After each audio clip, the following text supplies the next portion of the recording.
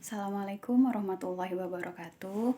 Apa kabar anak-anak Umi? Semoga tetap sehat ya, tetap patuhi protokol kesehatan. Kemudian ibadahnya juga ditingkatkan dan belajarnya tetap semangat ya. Nah, kali ini Umi akan menjelaskan tentang hak dan kewajiban kita dalam menggunakan energi ya. Jadi kita sudah belajar hak itu apa, kewajiban itu apa. Ya, hak adalah sesuatu yang harus kita terima, sedangkan kewajiban adalah sesuatu yang harus kita laksanakan. Jadi untuk mendapatkan hak, kita harus melaksanakan kewajiban terlebih dahulu ya. Nah, kali ini kita mempunyai hak untuk menggunakan energi listrik ya. Walau ada beberapa daerah yang hingga saat ini belum mendapatkan energi listrik. Contohnya di pedalaman-pedalaman, di pelosok-pelosok daerah yang belum terjangkau oleh listrik. Nah, bagaimana jika kita tidak dalam sehari saja listrik di rumah kita itu mati? Akibatnya semua pekerjaan kita terbengkalai ya kan? Banyak pekerjaan yang tidak dapat kita lakukan. Contohnya ada yang mencuci dengan mesin cuci karena listrik mati, mesin cucinya tidak bisa beroperasi. Kemudian ada yang memasak menggunakan blender, blendernya tidak bisa digunakan, akhirnya masaknya juga terbengkalai ya. Nah, kemudian apa sih manfaat dari energi listrik itu? Nah, dengan energi listrik ya, dengan listrik kita bisa menggunakan barang-barang elektronik yang cara menghidupkannya itu menggunakan energi listrik ya, menggunakan listrik. Contohnya apa? TV, kulkas, rice cooker, mesin cuci, kemudian apa lagi? Radio, kipas angin, banyak ya barang-barang yang menggunakan energi listrik dalam pemakaiannya ya. Kemudian untuk mendapatkan energi listrik itu tidak mudah, Nak.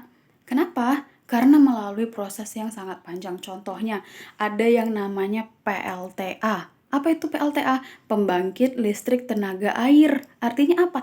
Dia menggunakan air untuk menggerakkan generator. Kita sudah belajar sebelumnya ya PLTA.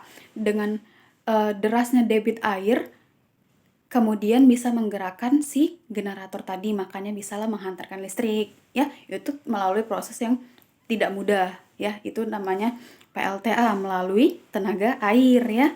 Kemudian ada yang namanya PLTU. Apa itu? Pembangkit listrik tenaga uap ya.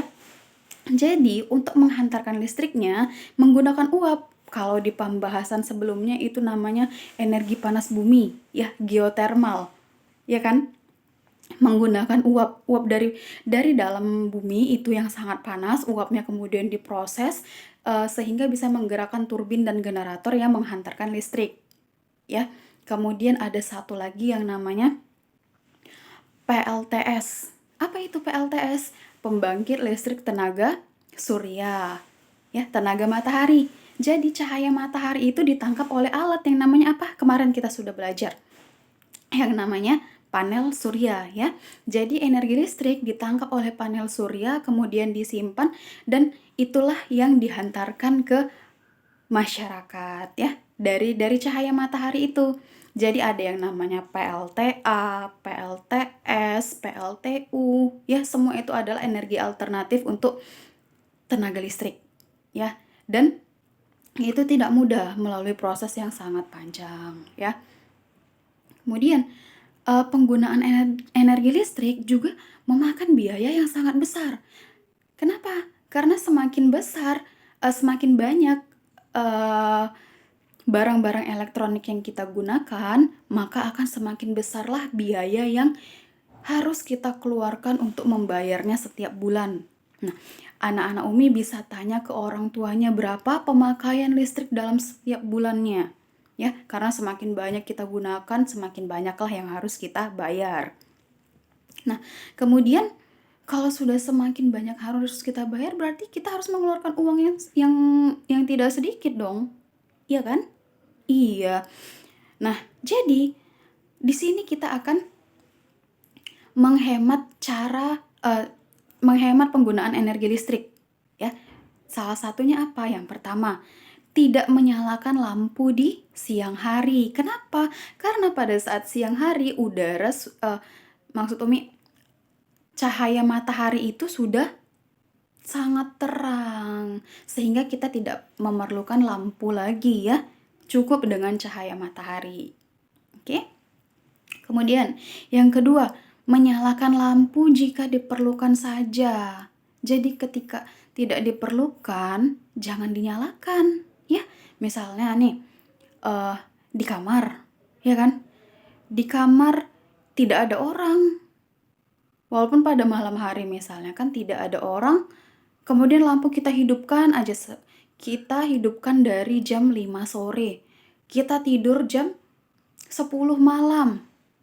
Tapi kita hidupkan saja dari jam 5, 6, 7, 8, 9, 10, ada 5 jam. 5 jam kamar itu hidup tanpa ada orang di dalamnya. Sayang kan listriknya? Lebih bagus kita matikan saja lampunya. Nah, ketika kita mau tidur, atau kita mau masuk ke dalam kamar, baru kita hidupkan. Agar apa? Agar penggunaan energi listriknya dapat dihemat ya. Oke. Kemudian yang terakhir adalah mematikan peralatan listrik jika tidak digunakan. Nah, ini juga nih. Ini yang paling sering terjadi. Kenapa? Contoh, kita lagi nonton TV, ya. Kemudian TV-nya hidup, tapi kita tidak lihat, kita asik main handphone. Ya, akhirnya apa? Listrik di TV-nya sayang. Karena tidak ditonton, lebih bagus dimatikan. Atau misalnya kita ini lagi kepanasan, kita pakai kipas angin, ya kan? Tapi setelah itu kita pergi keluar, kipas angin tetap hidup sampai kita pulang. Nah, itu namanya pemborosan, ya kan? Lebih bagus matikan kipas anginnya. Ya, banyak ini terjadi. Yang sering terjadi ini ya, ketika kita menonton, kita biarkan TV-nya. Atau malah yang lebih sering kita nonton, kemudian TV hidup, tapi kita tidur. Yang sebenarnya terjadi apa? Kita yang menonton TV atau TV yang menonton kita? Terbalik ya kan? Malah TV yang menonton kita. Jadi, kalau memang sudah ngantuk, kira-kira kita lagi nonton terus ngantuk, lebih bagus matikan saja TV-nya dan kita tidur, oke? Nah, itulah tadi beberapa cara untuk menghemat pemakaian listrik, ya. Hak dan kewajiban kita dalam menggunakan listrik. Nah, yang harus kalian ingat ya, hak kita dalam penggunaan energi listrik apa? Kita bisa memanfaatkan energi listrik untuk memenuhi kebutuhan kita. Itu hak kita ya. Kita bisa memanfaatkan energi listrik untuk memenuhi kebutuhan hidup kita. Kemudian kewajiban kita apa dalam penggunaan energi listrik? Nah, kita harus menghemat penggunaan energi listrik. Menggunakan energi listrik seoptimal mungkin, sehemat mungkin, sebijak mungkin. Agar apa?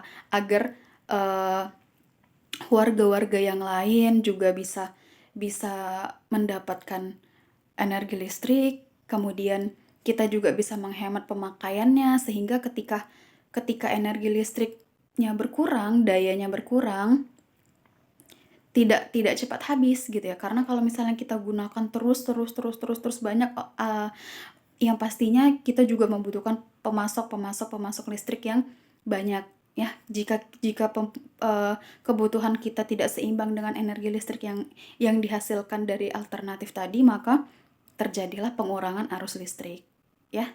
Oke. Sampai di sini materi kita hari ini. Anak Umi tugasnya adalah mencatat apa itu hak dan kewajiban dalam penggunaan energi listrik ya, dan bagaimana cara-cara untuk menghemat penggunaan energi listrik ya.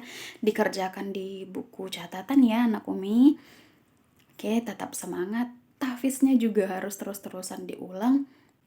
Tetap patuhi protokol kesehatan, dijaga kesehatannya agar bisa beraktivitas seperti biasanya.